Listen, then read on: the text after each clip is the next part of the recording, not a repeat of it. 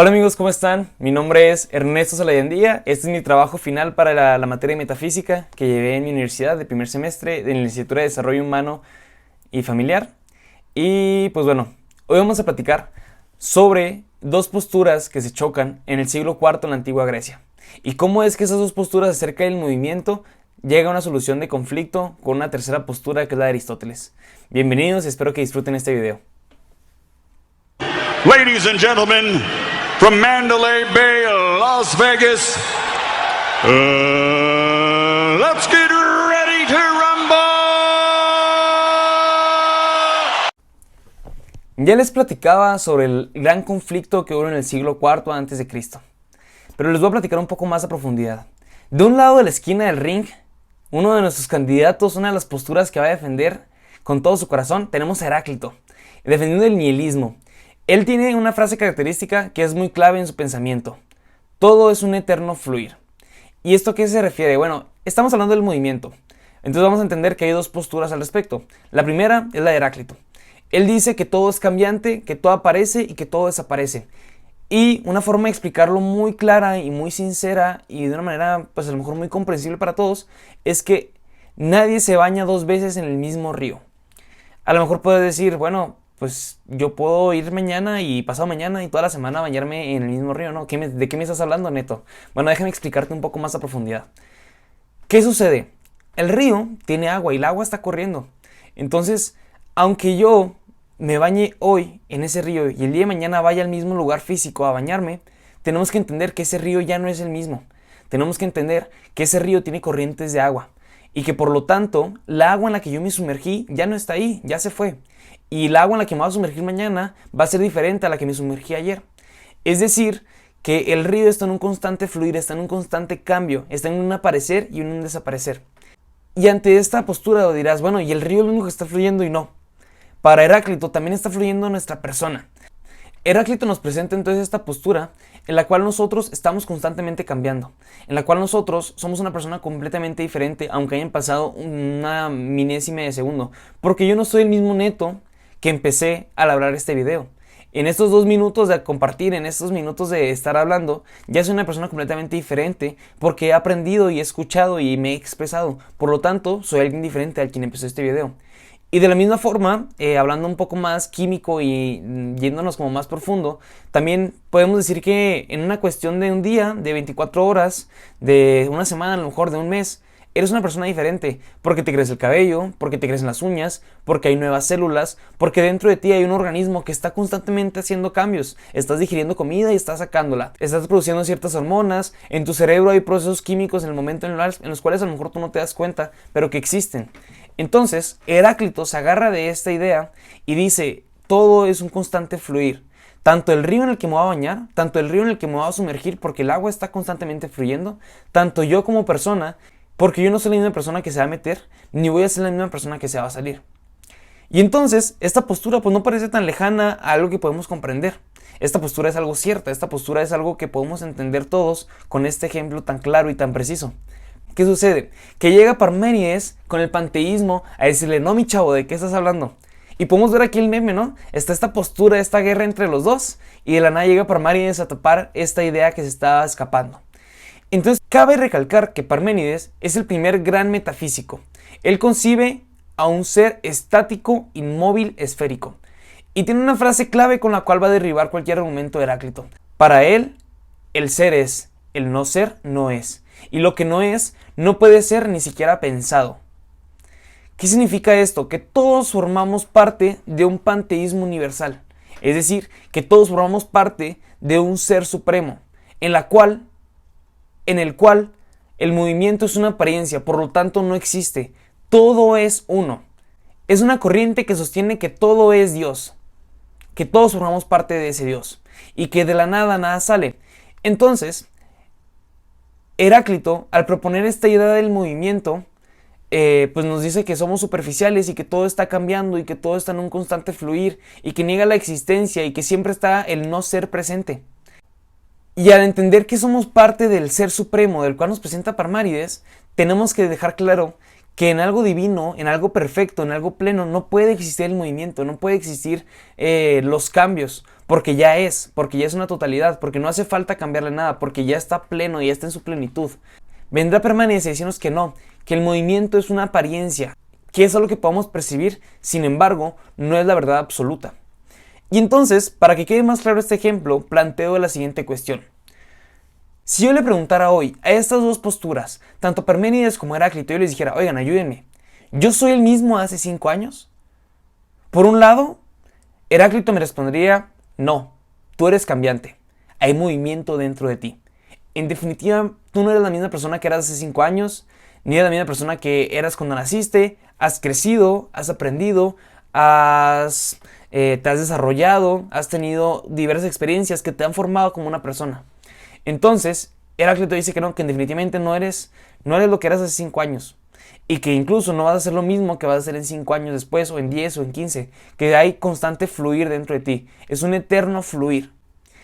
Y entonces, Parménides nos dirá, y a la misma cuestión, Parménides nos dirá, sí, eres exactamente la misma persona, porque no hay cambio. Eres todo y todo eres tú. Es decir, que formamos parte de este panteísmo universal del cual ya les platicaba antes. Y entonces tenemos dos posturas que las dos podemos entenderlas y podemos decir, bueno, es que es cierto, ¿no? De cierta manera podemos entender que somos parte de todo un ser y que todo está conectado y que todos formamos parte de ese rompecabezas gigante. Y el otro lo podemos decir, bueno, pero pues también no podemos negar que existe un movimiento del cual yo no soy la misma persona que era hace un año y que definitivamente pues estoy constantemente cambiando y mejorando como persona y que estoy en un eterno fluir. Y ante estas dos posturas me dirán, bueno, ¿y cuál es la solución ante este conflicto? Porque como vemos, los dos están muy arraigados con sus posturas. Las dos posturas tienen criterios a lo mejor ciertos y razonables. Y es aquí cuando llega Aristóteles a la casa. Ready to rumble. Ante estos problemas, Aristóteles resuelve el problema cuando descubre el ser en potencia. Y me permito compartírselos.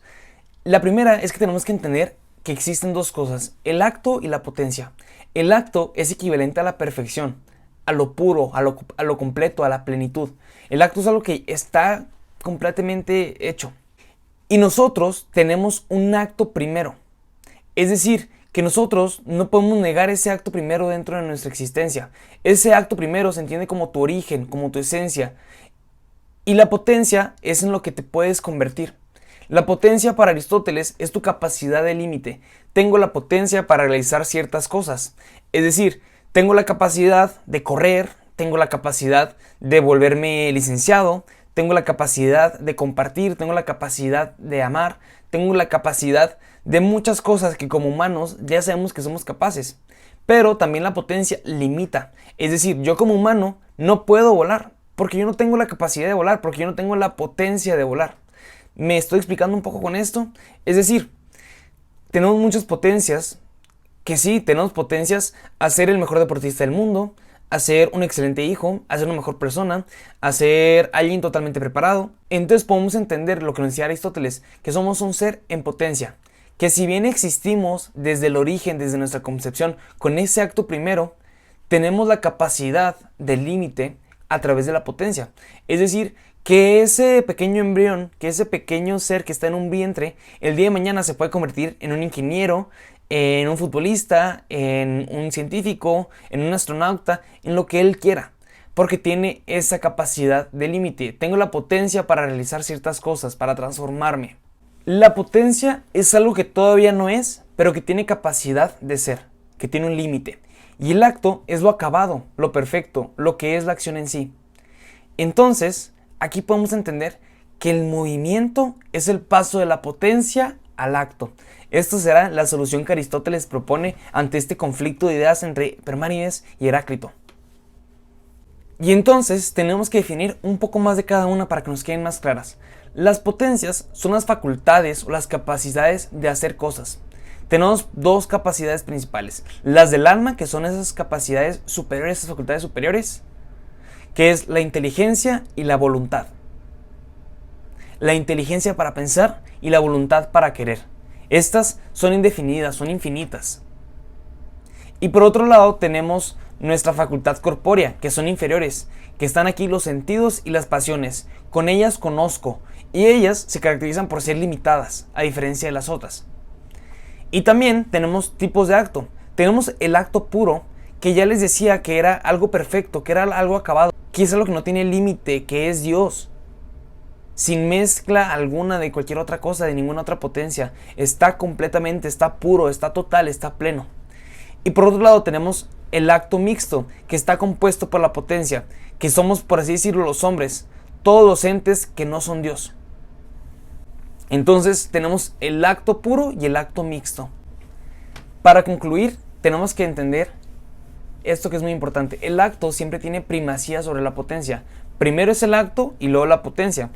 Aquí tenemos que dejar algo muy claro. En el orden del tiempo temporal, primero está la potencia.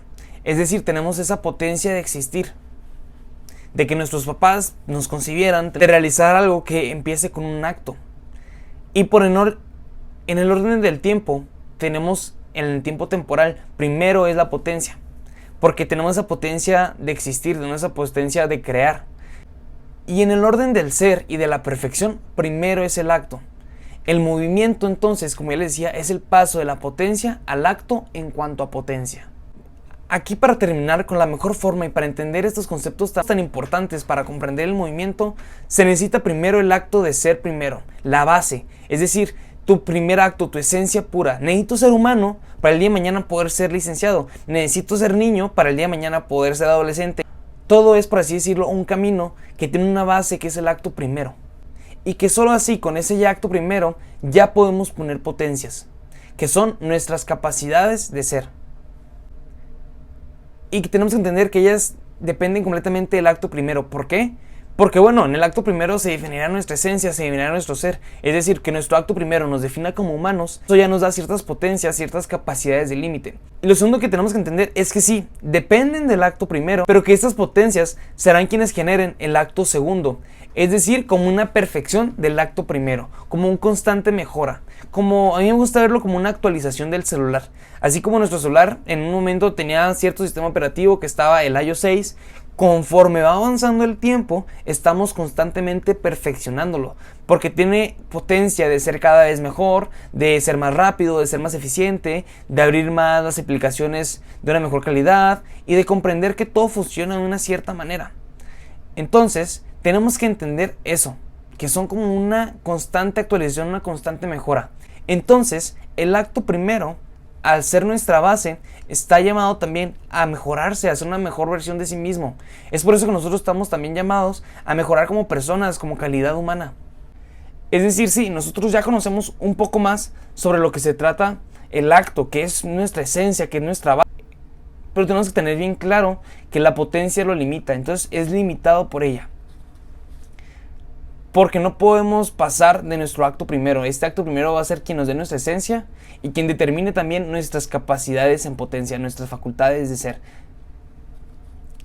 Y que la segunda es que el ser en acto se multiplica por la potencia.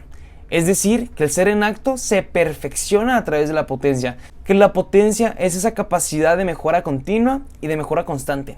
Entonces, teníamos al principio dos posturas importantes, la de Heráclito y la de Parménides, que están constantemente chocando. Que por un lado tenemos a Parménides, que él decía es que todos somos parte de un ser supremo, que todos formamos parte del panteísmo universal, y Heráclito nos decía no, o sea, nosotros somos un eterno fluir, y el no ser está presente siempre, porque constantemente vamos cambiando, porque estamos en un eterno fluir, porque nunca nadie se va a bañar en el mismo lago dos veces. Aquí es cuando Aristóteles llegará con tanta sabiduría a explicarnos un poco más de cómo funciona el movimiento, de cómo funciona el ser, de cómo el movimiento es el paso de la potencia, el acto, de cómo descubrimos al ser en potencia. Es decir, sí existimos, sí tenemos una capacidad divina, sí tenemos acto dentro de nosotros, pero estamos limitados por nuestra capacidad corpórea. Entonces, bueno, creo que aquí Aristóteles le da la clave al argumento y nos explica completamente cómo funcionan estas dos. Espero que les haya gustado, espero que se haya entretenido, espero que se les haya hecho fácil con esta comparación de choque de ideas y cómo Aristóteles viene a solucionarlas. Muchas gracias por ver este video, espero que les haya gustado, espero que les haya funcionado. Y pues bueno, les mando un abrazo a todos, saludos y que estén muy bien. Dios los bendiga.